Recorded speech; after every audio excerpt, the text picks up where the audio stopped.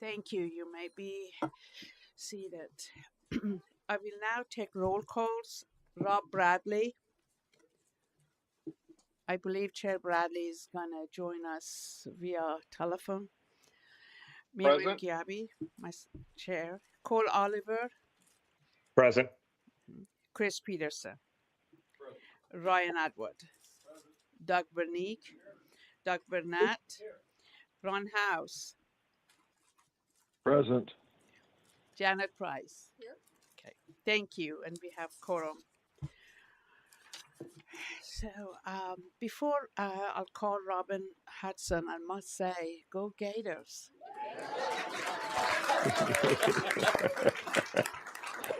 What a game. So proud of them. Yeah.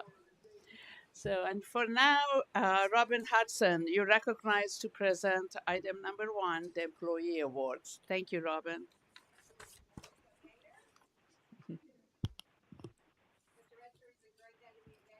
Great. Every day is a great day to be a Gator. Good morning. I'm Robin Hudson, Human Resources Director. I'd like to recognize our April Employee of the Month. Congratulations to Sydney Johantis, the April Employee of the Month. Sydney is an environmental scientist too, working in the Bureau of Water Resource Information. She is recognized for demonstrating the district's core values to accept accountability and achieve results. Recently, Sydney led field teams to successful completion of a DEP habitat assessment, streamline condition index, vegetation survey, and a rapid periphyton survey. As the only certified team member for the DEP Stream Condition Index, Sydney's involvement was essential to the team's success. Thank you, Sydney, and congratulations.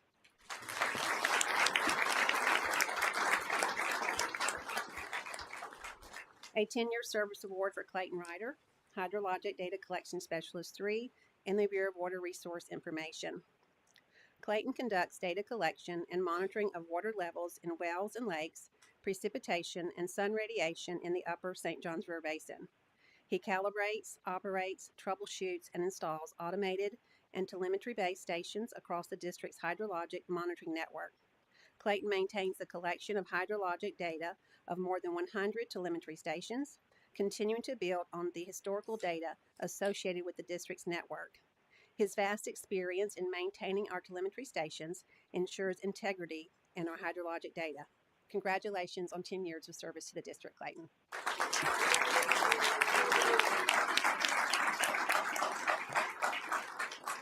A 15-year service award for Missy Lycourt, Office Director of the Office of Financial Services. Missy manages the budget, accounting, and procurement offices. Missy is a strategic leader in all areas of the district's financial operations and consults both internally and externally to ensure the district develops its budget aligned with its goals. She works with her team to build strong partnerships, share her knowledge, and collaborate with customers. Missy has been an active member of the Florida Government Finance Association and is currently on the board of directors. In addition, Missy currently serves as secretary of the local chapter. She was recognized as Employee of the Month. Missy is a certified public accountant and a certified government finance officer. Congratulations, Missy, on 15 years of dedicated service to the district.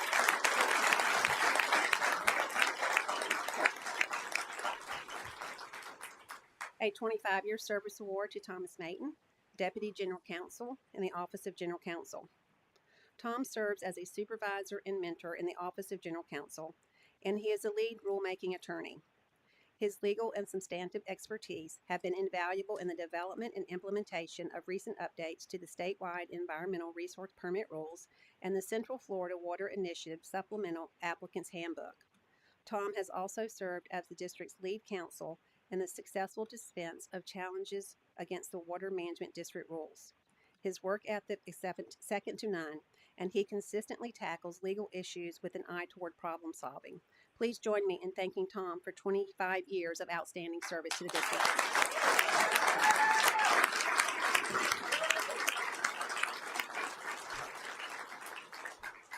A 25 service award to someone who is near and dear to my heart, Missy McDermott, Senior Human Resources Analyst in the Office of Human Resources. Missy manages the district's talent acquisition program, including onboarding as well as the internship program.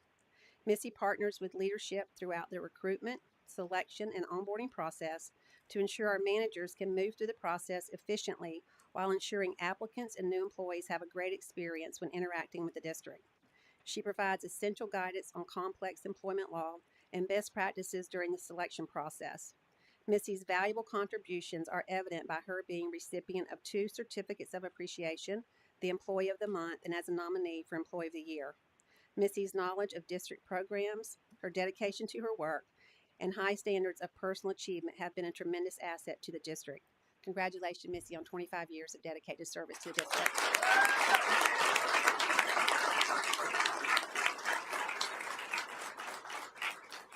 A 35-year service award for Shannon Barrican, Regulatory Support Manager in the Office of Records and Regulatory Support. Shannon oversees a team that assists the Regulatory Division with reviewing application and complex submittals, the Well Construction Permit and Licensing Program, and the E-Reg and E-Permit systems. She regularly attends community outreach events to assist not only consultants, but also the general public. Due to these ongoing efforts, the district's online submission rate is 99%.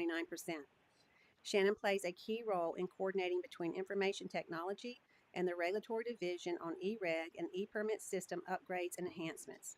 Shannon has been a recipient of the Employee of the Year as well as a Meritorious Service Award. Shannon is an incredible asset not only to the Office of Records and Regulatory Support, but also the regulatory and information technology teams. Congratulations, Shannon, on 35 years of service to the district.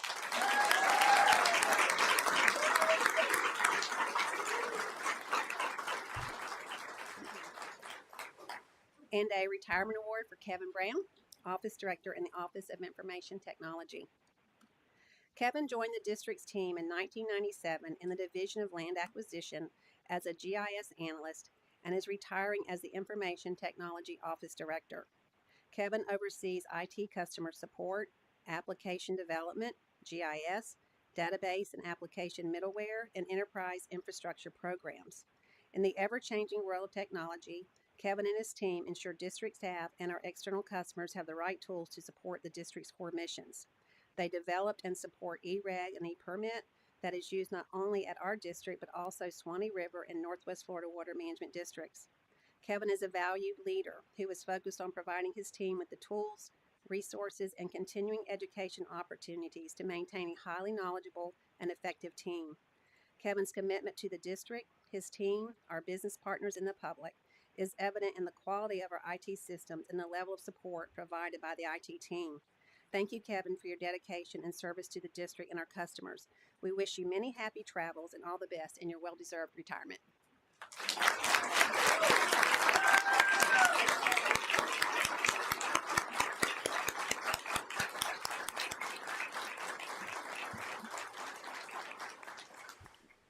Thank you, Robin, and thank each of you for your dedicated service to the district.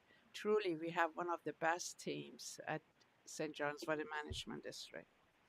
Tim Miller, you're recognized to present item number 2, the hydrologic condition report. Thank you. Good morning, Madam Vice Chair and members of the Governing Board. I'm Tim Miller, Bureau Chief of the Bureau of Water Resource Information, presenting the April Hydrologic Conditions Report representing data from the month of March. Beginning first with rainfall. Rainfall in March arrived during mid and late month with a few frontal systems. As you can see on the map, these delivered rain primarily to the northern counties, with the central portion of the district receiving less rainfall overall. Average totals across the district were below the district-wide monthly average by just over an inch. 13 of 18 counties were below normal, 8 of which were more than an inch below their averages.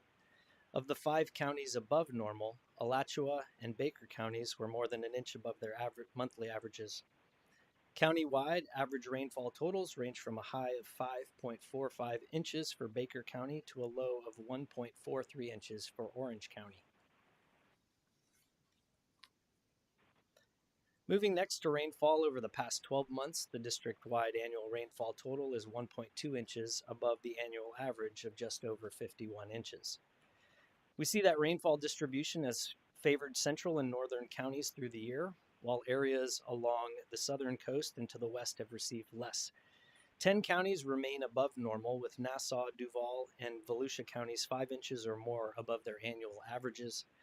8 counties are below their 12-month averages, with 6 counties 2 inches or more below normal.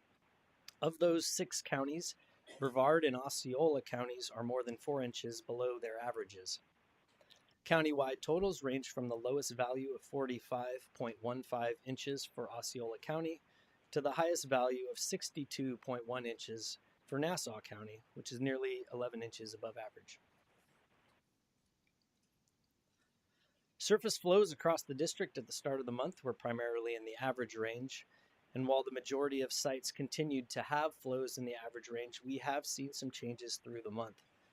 The Ocklawaha River near Connor site in the Ocklawaha River Basin to the west on the left of the map there, as well as the Wekiva River near Sanford site in the middle basin, and the St. John's near Geneva site at the boundary of the upper and middle basins are all now in the low range, and the tidally influenced site at Jacksonville to the north decreased from the high to the average range for flow conditions. In general, flow conditions have remained on trend with lower rainfall amounts. In the next series of slides, we'll review the status of water levels at selected long-term lake sites. Overall, the lake levels have had modest declines through the month. Looking first at Lake Brooklyn, the water level decreased 0.4 of a foot over the previous month, remaining above average. Lake Weir had a decrease of 0.2 of a foot in March, continuing to be below the average water level. Water level at Lake Winnemaset had a slight decrease through the month, continuing a steady decline away from the maximum, but remaining well above the average level for this time of year. Lake Apopka's level decreased 0.2 of a foot from the previous month, remaining just above its average, but below regulation schedule. Water level in Blue Cypress Lake decreased 0.3 of a foot, with levels also continuing to be above average and below regulation schedule. Conditions in the upper Floridan aquifer are primarily in the normal range across the majority of the district. Counties in the north and northwest continue to exhibit high aquifer levels, while movement into the low range was observed for some small areas that typically experience irrigation pressures which support agricultural needs. As you can see shown by the red triangles, percentile decreases of greater than 10 were observed across approximately 2/3 of well sites, but water levels have remained firmly in the normal range because of the high levels experienced in the preceding months. Even with the declines, aquifer levels continue to remain healthy for this time of year, and overall we remain in a positive position regarding groundwater levels. Next, looking at the district-wide index value for aquifer conditions, we see that the upper Floridan aquifer well index value at the end of March was 68, which is the upper end of the normal range. Again, this continues to show aquifer levels are doing well relative to this time of year as we close in on our driest months and expect to see the typical annual lows ahead of our summer wet season. In the next series of slides, I review changes in flow at selected spring sites with long-term monitoring. As you'll see, declines in flow were observed at each spring. The monthly mean for flow in Silver Springs decreased 32 cubic feet per second from the previous monthly mean, and flow is near the top of the normal range. At Blue Spring, the monthly mean showed a decrease of 13 cubic feet per second in March. These provisional data indicate that the month began with flow at record levels before declining into the high range. Flow increases and higher flows at the spring are common when aquifer levels are robust, and decreased river levels allow for higher discharge from this spring. At Rock Springs, flow had a slight decrease from the previous monthly mean and remains in the high range. A decrease of 2 cubic feet per second in flow was observed in the monthly mean at Wekiva Springs. And although it shows a steady decline through the month, flow is just within the high range for this time of year. The well plugging program remained very active in March, plugging 16 wells. The abandonment of those wells provided an additional savings of over 1.2 million gallons per day. Since November 2020, the program has now plugged over 670 wells, which equates to nearly 84.5 million gallons of water saved per day. That can be difficult to visualize, and with April as Water Conservation Month, It's helpful to have added perspective. So another way to visualize this amount is to know that saving 84.5 million gallons per day equates to saving about the same amount of water that a city of 500,000 people use on a daily basis. So it's a significant savings benefit.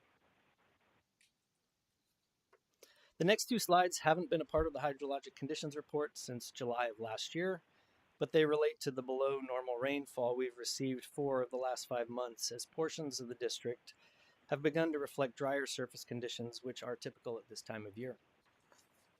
Updated each Thursday, this is the most recently published U.S. Drought Monitor assessment. Overall, with the exception of Nassau, Baker, Duval, and Clay counties to the north, and Indian River County to the south, which are not experiencing any drought conditions, some or all of the remaining 13 counties in the district are at minimum classified as abnormally dry, which is shown in the yellow, with portions of 8 counties in the central part of the district classified as D1 or moderate drought, which is the tan color. Indicated in bright orange, more than half of Lake County is classified as D2 or in severe drought. And as you can see, these conditions are not unique to our district, as varying degrees of drought are also being experienced by both Southwest Florida and South Florida water management districts. These drier conditions can cause an increase in irrigation demand as we move to higher temperatures and increased evapotranspiration in the coming months. Lastly, this is the Keach-Byram Drought Index map for Florida, which is updated daily, and these values are from yesterday. Designed specifically for the assessment of wildfire potential, we see that most counties within our district are not experiencing high risk for wildfires. Lake County is the exception, where its index value, as you see in yellow, shows a heightened risk, and a burn ban has been enacted by the county. Although with lower risk potentials, Volusia, Seminole, and Orange counties have the next highest index values, but do not currently have burn bans in place. We can again see that counties outside of our district to the south and southwest have a higher risk of potential wildfire, which has led to several of those counties enacting burn bans as well. This concludes my presentation, and I'm happy to answer any questions. Great. Any board member question for Tim? No, it's all good. Thank you. Yeah, thank you. I understand the staff has updated items number 6 and 13 on the agenda since publication of the agenda. Mr. Register, would you explain the changes? Yes, thank you, Madam Chair. Item 6 is the property exchange with Vulcan Materials Company, and we have updated the acreages on that to reflect actual acreages as a result of the survey being completed. Sheila Theus will provide some additional details whenever she presents that item later in the board meeting. Okay. On item 13, that is for the change in the request for motor vehicles and fleet assets. And what we're asking for there is additional authorization to utilize the previously approved $100,000 contingency fee to address price changes due to market conditions. So I will now ask the board members to consider governing board items recommended on the consent agenda. And that's items 10 through 16. Okay. Okay. Is there any questions, Madam Chair, comments? Yes, sir. I just want to give Dale and his team props for 8 bids on the sod for the levee, and the winning bid was half as much as the top bid. So there was some real savings there with the bid process. So just wanted to say good job. So no further discussion. All in favor say aye. Aye. Any Aye. opposed? Aye. Motion. Okay, thank you. Motion passes. Suzanne Archer, you're recognized to present item number 4, cost share contracts for Tri-County Agricultural Area Water Management Partnership Program. Good morning. Good morning, Madam Vice Chair and governing board members. Suzanne Archer, Technical Program Manager for Agricultural Assistance, here to present agenda item number 4. By now, you're familiar with the TCAA Agricultural Cost Share Water Management Partnership Program. Twice a year, the district, DEP, and FDACS collaborate to fund projects in the TCAA. We also take this opportunity to visit growers and learn how they are integrating best management practices and emerging technologies into their operations to protect their natural resources. This last cycle, we met with Jody Counts, shown on the screen, a rancher in Putnam County, to discuss his forage program for his cattle and horse operation. The projects for which we are requesting approval are shown on the map marked with red stars within the lower St. Johns Basin. I'm also showing a third project that fell within the Executive Director's signing authority. These projects are for precision fertilizer application equipment, weather stations, and an irrigation conversion to a more efficient system. The resource benefits of the two projects for approval are shown on the slide. That's just regular cabbage. Is that Chinese cabbage? It's just regular cabbage.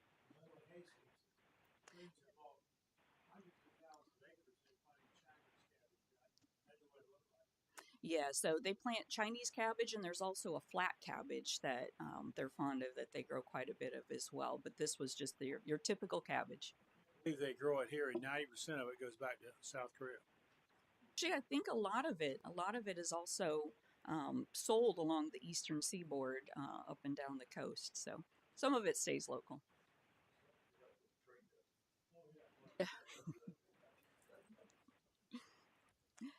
When we go out and meet with the vegetable producers, they tell us that their buyers, whether it's Walmart, Publix, Frito-Lay, or others, all require them to keep records of their sustainability practices.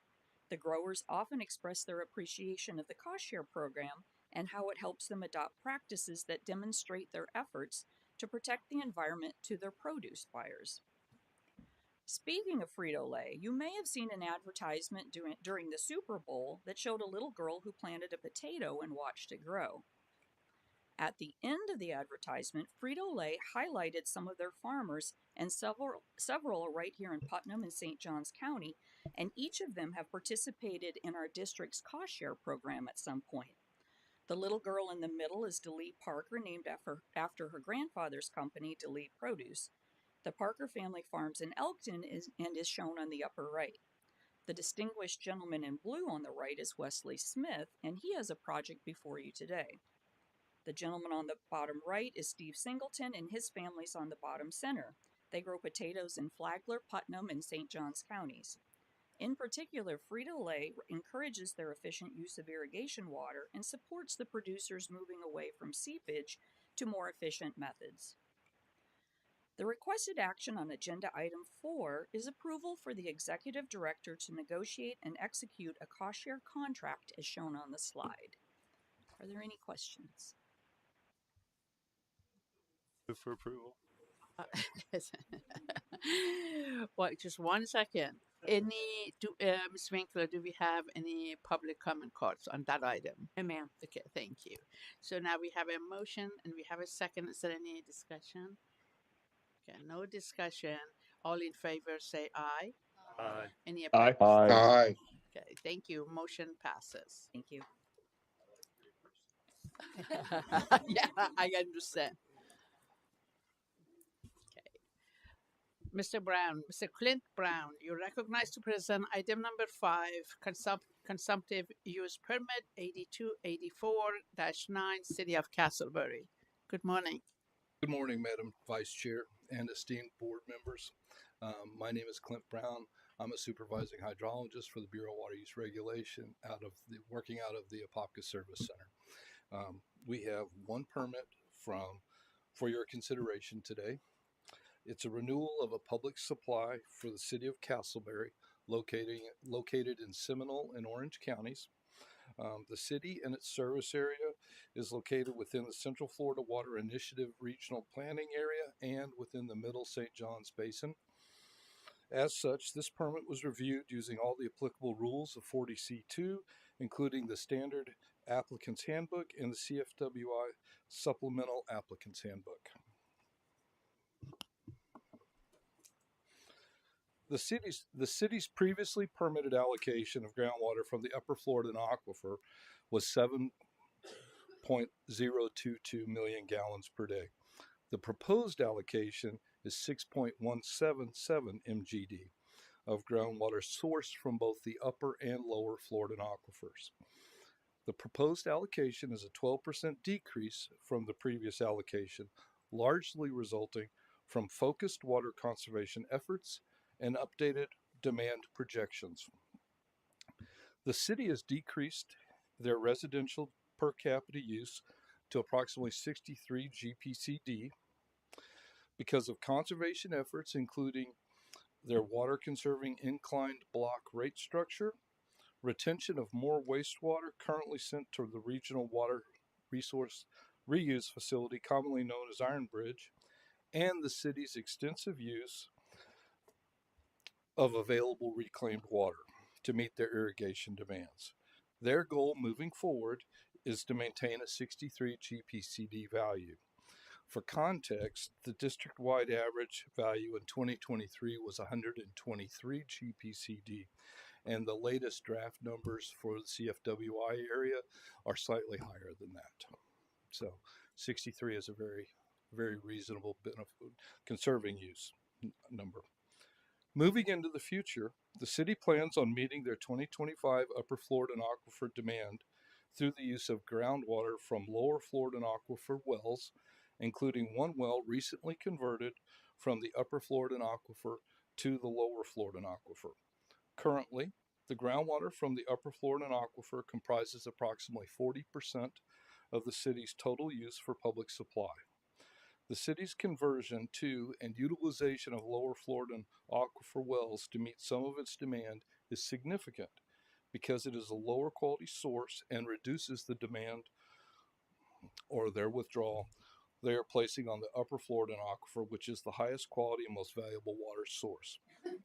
Staff is recommending a 20-year duration for this permit. Thank you, Mr. Winkler. Do we have any public comment cards? We have a representative of the city of Castleberry here, Tara Lamera, but she's here only if needed, if you have the board would have any questions. Board members, let's entertain a motion in a second, and then we can discuss if you need to. Thank you. So now it's open for any discussions. I thought it Madam Chair. Yes, sir. Yeah, I just had one quick comment. This is Rob. Yes, sir. I just think it's important to note that the University of Florida is the first program to have 3 national championships in both basketball and football in the history of the United States of America. Thank you. Yes, sir. We actually thought about you, and we had a little bit of a celebration at the beginning of the meeting. So yeah, go Gators, sir. Yes, my connection was a little off, but I was there at the beginning, and saw that wonderful Gator chomp that you did, Madam Chair. It was a beautiful sight to behold. What a game, what a night, what a victory for Florida. Thank you for being there to support our team. Well, I thought that it was important that the district have Absolutely some representation in San Antonio. And thank you for not inviting me, sir. But I'm glad that you're always invited, Miriam. Okay, now you're done, so please come back home, okay? We miss you. So, is there any discussion? Yes, sir. I thought it was interesting to note that their population increase from 2023 to 2045 was 23%, yet their CUP decreases by 12%. So here's a municipality that's doing a very good job for the representative that's in the room. Thank you for that. And, I had a different municipality in the greater Orlando area called me about kind of saying it was difficult to meet their CUP. And I think maybe something like Castleberry could be held as a example. Yeah, an example of like how you can do it successfully. So, reclaimed water seems to be a big part of maybe how we can meet some of these demands. And some of the other municipalities might want to take note of some of the things that Castleberry's done. So, Ryan, actually, that's a great observation. With the growth that Castleberry and Central Florida is experiencing and how efficient they have been. So that's the way to do it. So thank you for that. Any other questions / discussion? Okay. So that being no further discussion, all in favor say aye. Yeah, any opposed? Aye. Motion carries. Thank you for your time and consideration. Thank you. Ms. Sheila, good morning. You're recognized for item number 6 as revised and Mr. Register explained the release of a property conservation easement in exchange for the fee simple interest in Marion County. Morning, Vice Chair Gabby White, members of the Governing Board.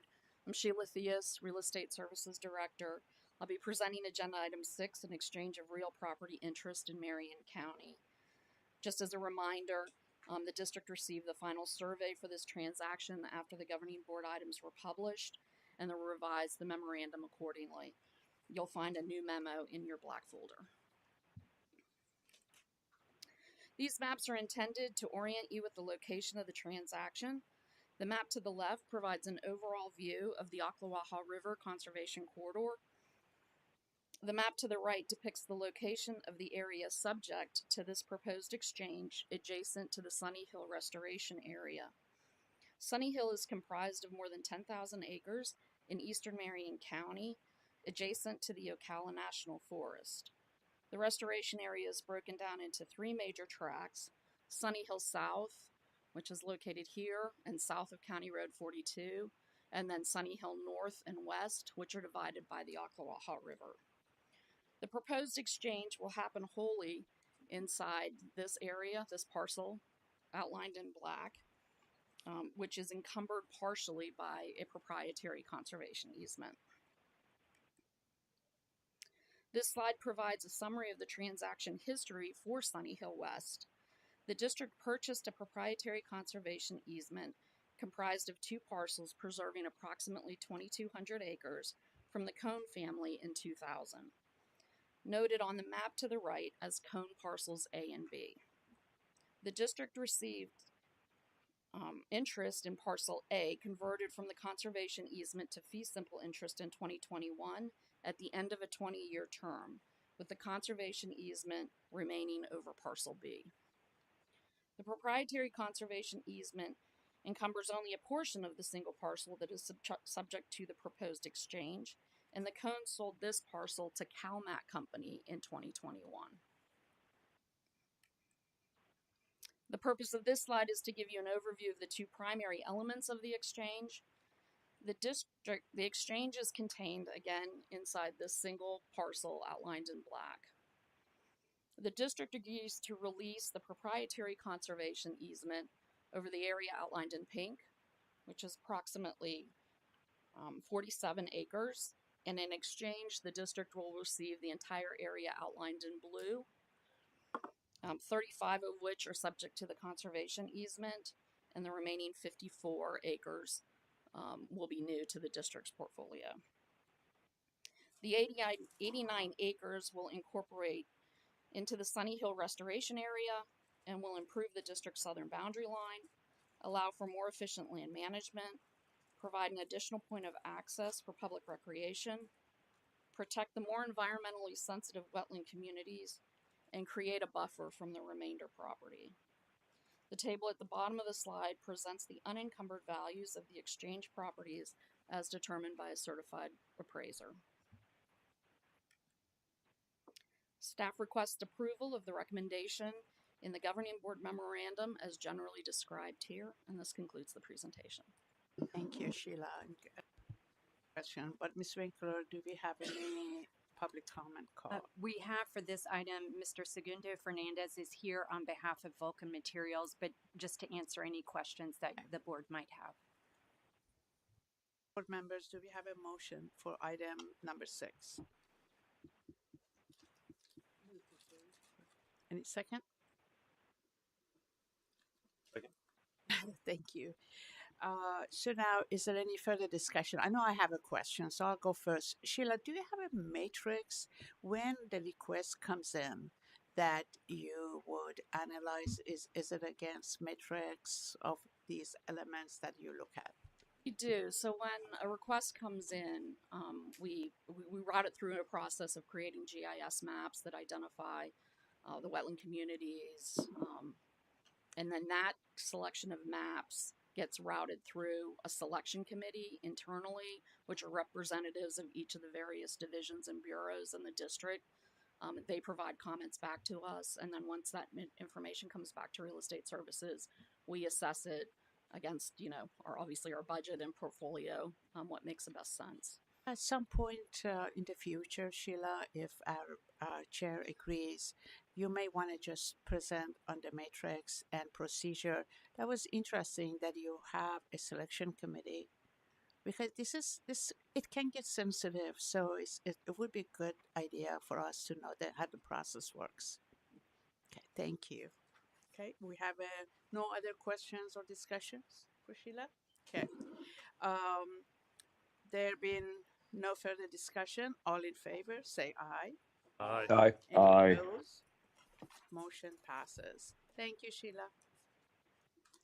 So Bob Nailway, you're recognized to present item number 7, contract with top-ranked respondent, U.S. Water Service Corporation for the operation and maintenance service for the Black Creek Water Resource Development Project. Welcome. Thank you, Madam Chair and board members. I'm Bob Nailway, Chief of the Bureau of District Projects and Construction, here to present the Black Creek Water Resource Development Project Operation and Maintenance Services Request for Proposals. As the pump station and pipeline are put into service and portions of the treatment system are ready for operation, we are now ready to contract with an operation and maintenance entity to provide routine day-to-day maintenance and operational oversight of the facilities listed here. To procure these services, a request for proposals, or RFP, was advertised seeking a contractor who specializes in operation and maintenance of water facilities. Services to be provided will include the day-to-day maintenance of facilities and properties, as well as operation monitoring of the intake, pump station, pipeline, and treatment system. The contractor will provide a wide range of tasks, ranging from groundskeeping and custodial tasks to more specialized activities such as operation of pumps and understanding and interpretation of the pump and treatment system control screens. Some portions of the treatment facility will not be fully online at the initiation of the operation and maintenance services contract. Specifically, the treatment system operation and maintenance is the responsibility of the general contractor and media supplier constructing these elements. The O&M contractor you are considering today will not be responsible for the treatment system site for a portion of year 1 of the contract, and this pricing was reflected in the bids.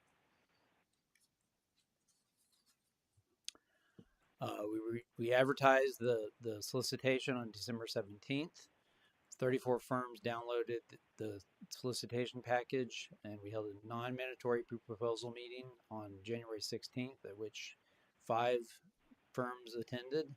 And in the end, we received 3 proposals, and all 3 of the proposals were from firms that attended the pre-proposal meeting.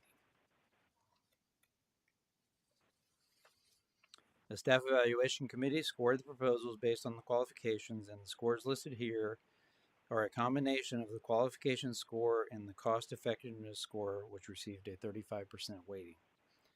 Due to the disparity in the proposed amounts, procurement staff confirmed with the top-ranked firm, U.S. Water Services Corporation, that did not have any omissions or issues with the amounts proposed.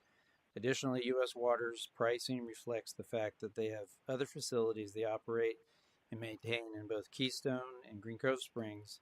Much of the same staff will be working on our project, reducing the cost of travel time in their bid.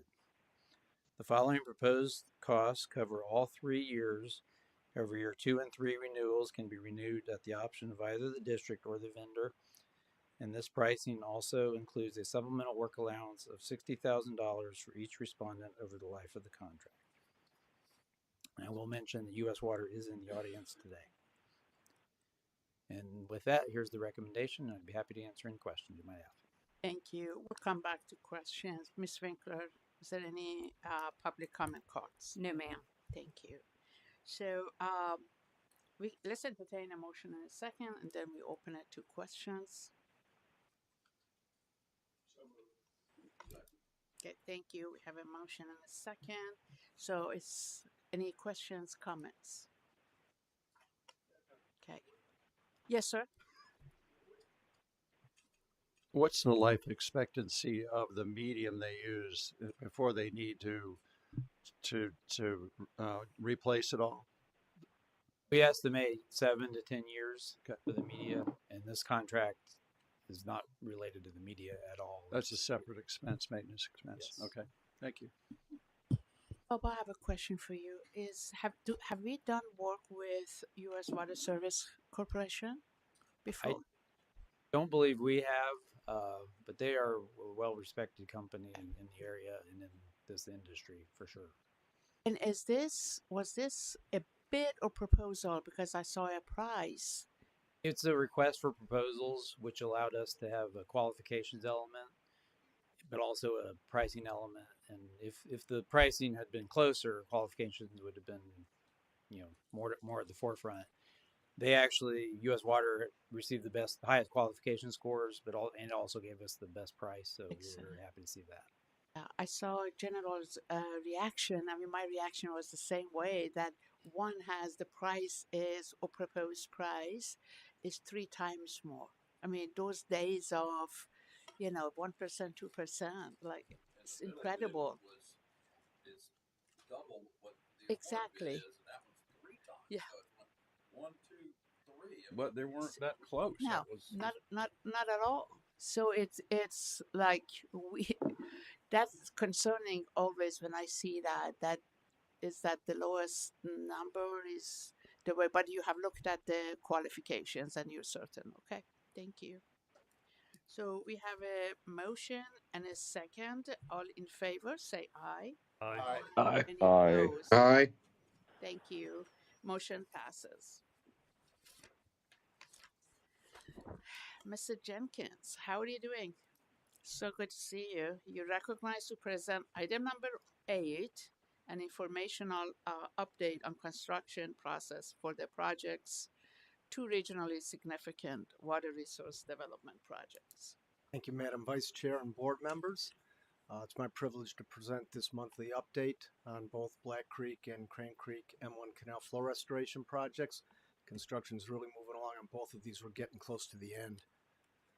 Starting with Crane Creek, you can see by the progress bars up here that this is rapidly approaching conclusion. We would expect this project to be complete at the end of this month, maybe going a little bit into early May, but that's one of the reasons you'll see I don't have any video to show you today on Crane Creek, because you've already pretty much seen what there is to be seen from last month, but I do have some up-to-date photographs that you will see. Starting with the operable weir site, everything's ready to go below top of bank, and as you'll see that in the following slides.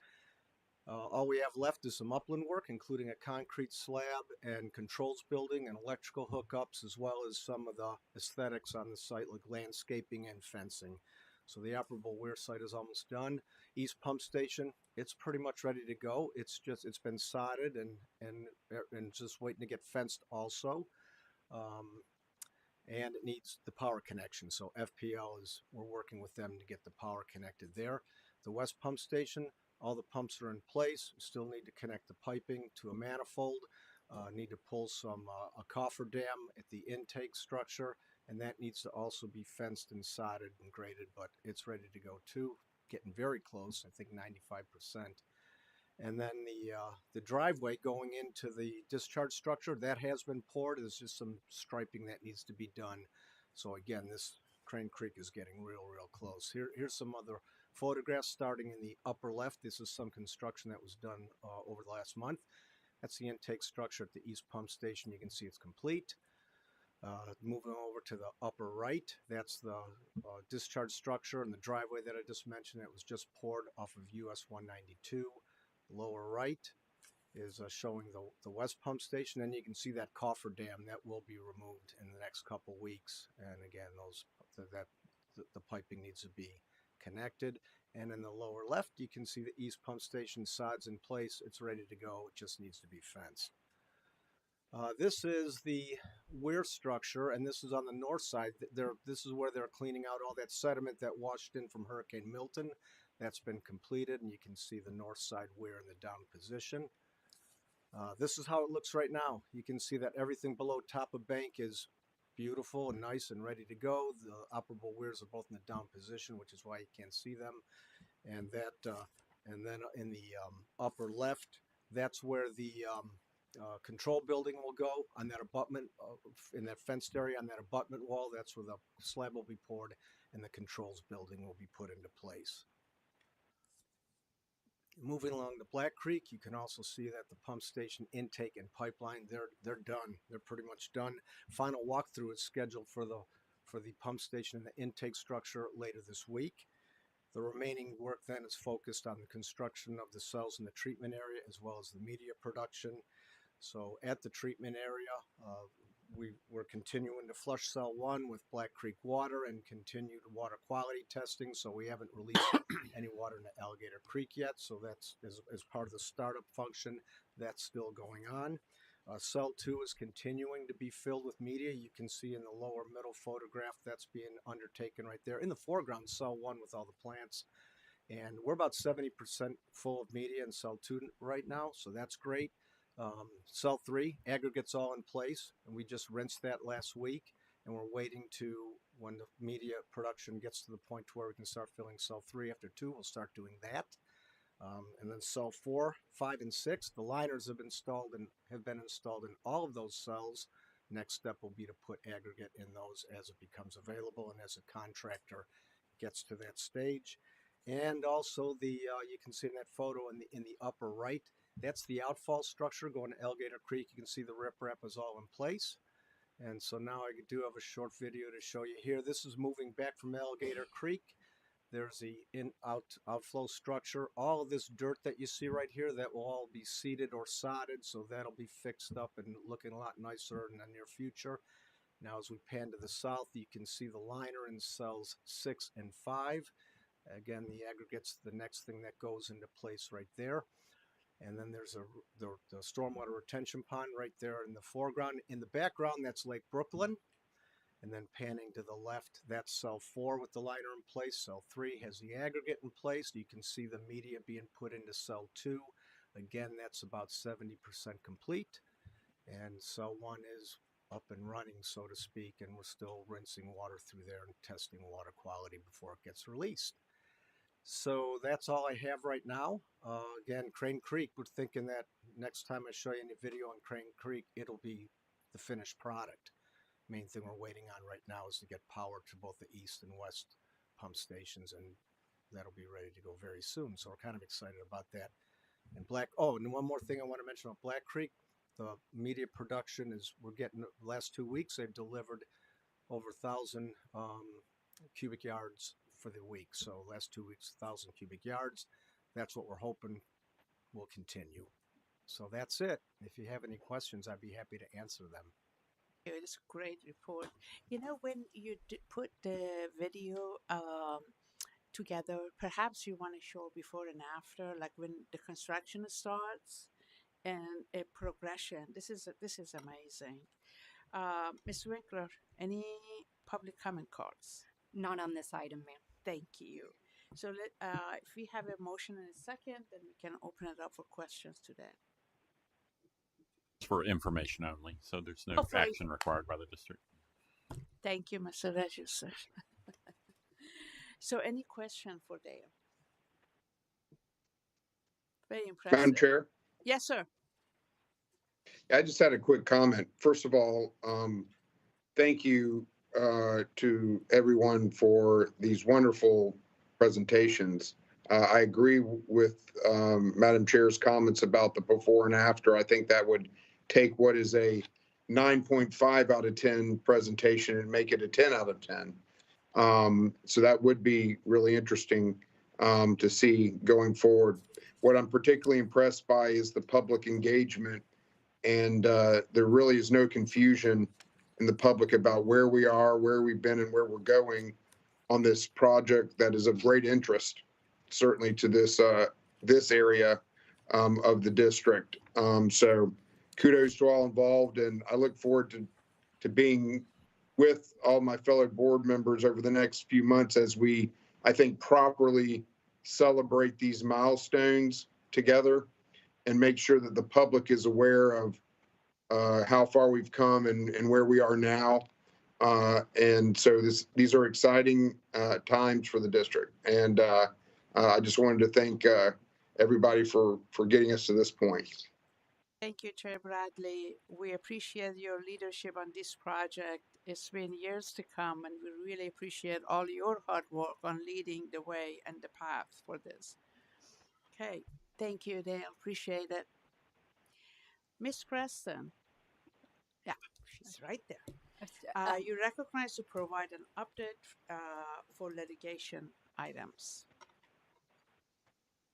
Actually, Ms. Gary, we have a couple of commenters in the general comment section, item 9. Item number 9. Yes, ma'am. Okay. Would you like to do that first? Yes, ma'am. The first public comment card that we have today is Ms. Vivian Katz James. Okay. Hey, Vivian. Good morning.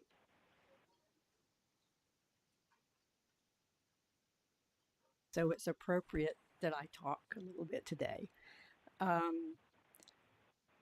Chairman Bradley, I hope you are listening. We have been doing this for a long time, and to see this come to fruition is just absolutely amazing.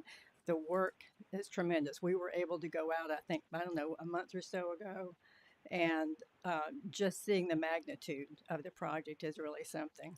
So I stood up here, I don't know, lose track of time, a year and a half ago, maybe 2 years ago, and started talking about the Geneva Restoration Project. And I had one of the board members say, you know, Vivian, you need to kind of stand down for a little while and let the Black Creek Project go instead of getting too much going. So I acknowledge that, and I appreciate that advice.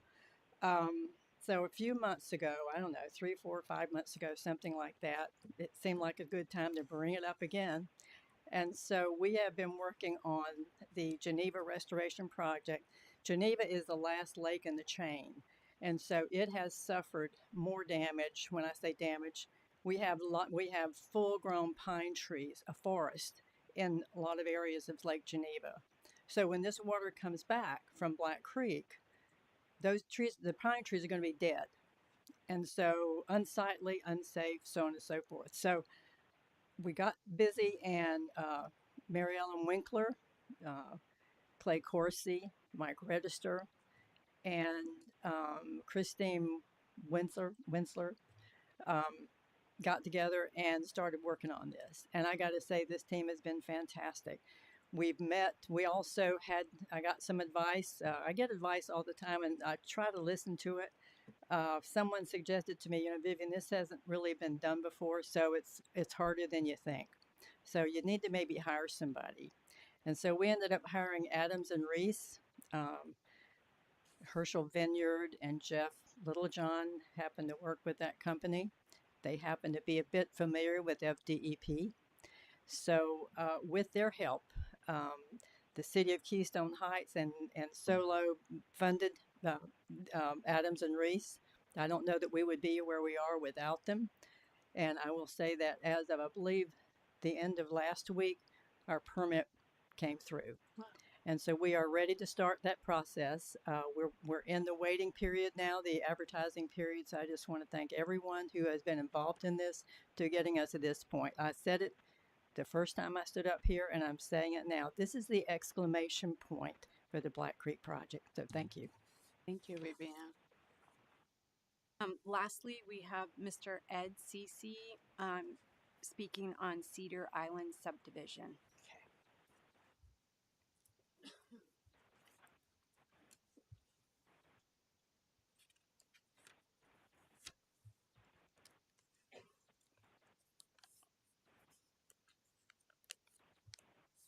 Morning. Good morning, Mr. Cece. 20 years ago, the district permitted an underbuilt stormwater system to become operational and has since let that underbuilt system be subject to more stormwater than what the properly built system could even handle. Pertaining to the Cedar Island subdivision's stormwater management system that is controlled by St. John's Permit 70686-4, the 5th District Court of Appeals issued a written opinion on August 11th, 2023, containing a section titled, "What did they know? When did they know it?" Within that section, the appellate judges stated, the stormwater management system, as actually constructed, deviated in several significant ways from the original permitted design. The detention ponds were considerably shallower than designed. The crusted elevation of the weir was constructed several inches lower than designed. The weir itself was constructed to a width of only 24 feet instead of the 40 feet set forth in the design of the originally permitted. The appellate judges also stated the district's technical staff also noted that some of the homes included an impervious footprint larger than accounted for in the original design. It requires, in my opinion, egregious wrongdoing for the appellate court to issue a written opinion that includes a section, what did they know and when did they know it. The district also knows that the Cedar Island subdivision stormwater discharges into the Tomoka Marsh Aquatic Reserve, an outstanding Florida waterway, and therefore the district knows that overloading the underbuilt system is threatening to contaminate an outstanding Florida waterway, while also risking flooding to the community.